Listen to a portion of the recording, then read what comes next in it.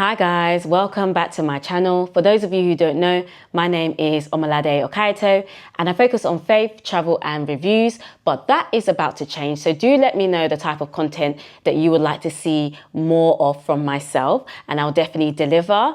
In this video, it's going to be a bit different. I'm going to speak about how I managed my finances when my role was made redundant. So how I survived during, I believe, 8 months of unemployment.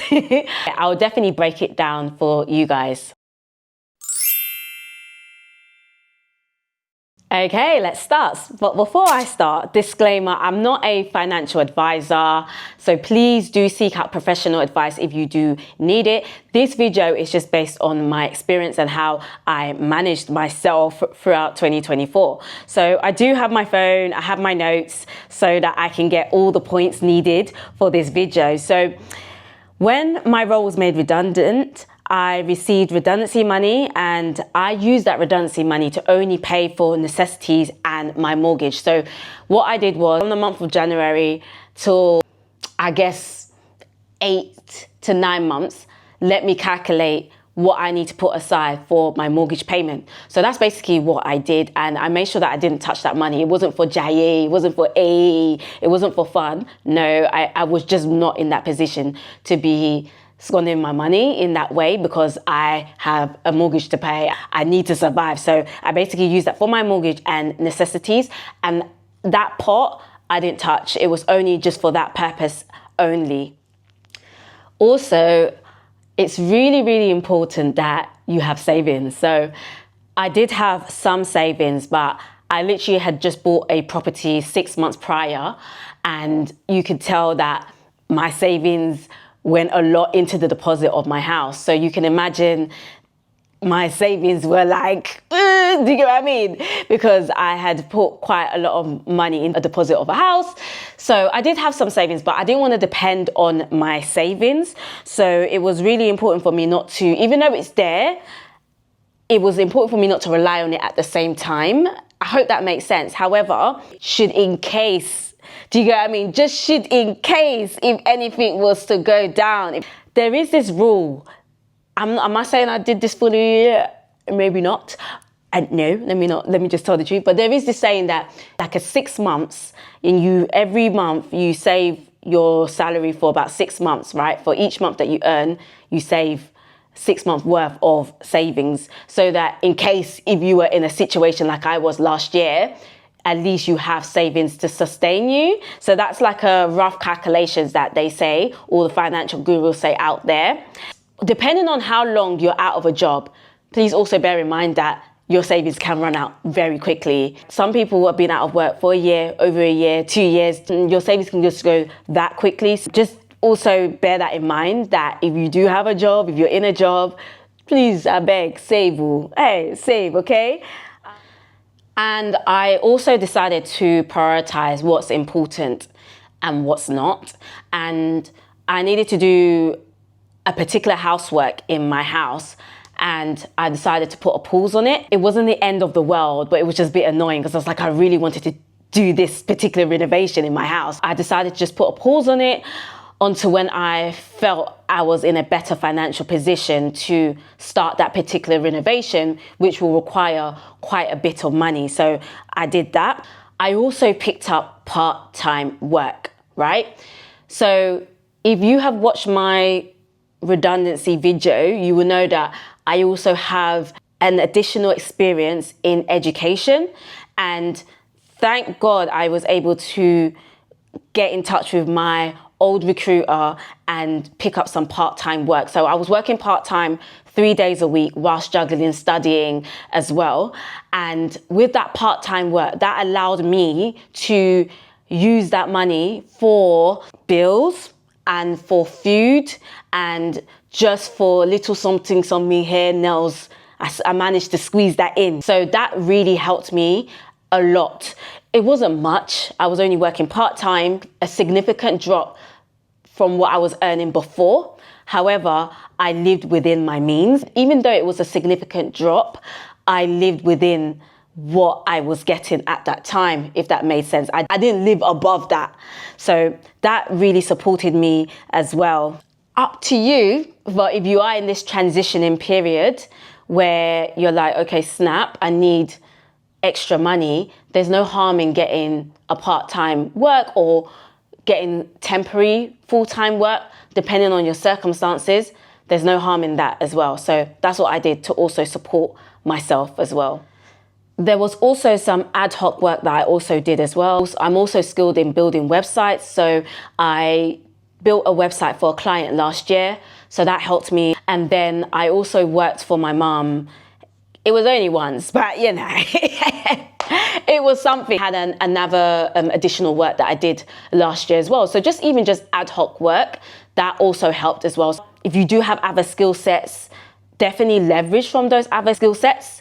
That really helped me, especially the website one. It was just so nice to a client to get in contact with me and say, hey, I need a website done. And I was able to deliver. That really, really helped as well.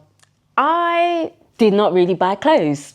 I think I was quite strict on myself, to be honest. I didn't even buy perfume. Even my perfumes were running out. And my sister's really into perfumes, and she was just like, look, your perfumes are running out. Like, you need to get some perfumes. Obviously, she understood the circumstance. My perfumes were like, do you get what I mean? Even some of them I still need to top up this year. Let me come back to the subject. I did not buy clothes. And if I did buy clothes, I bought a few bits and bobs from Primark.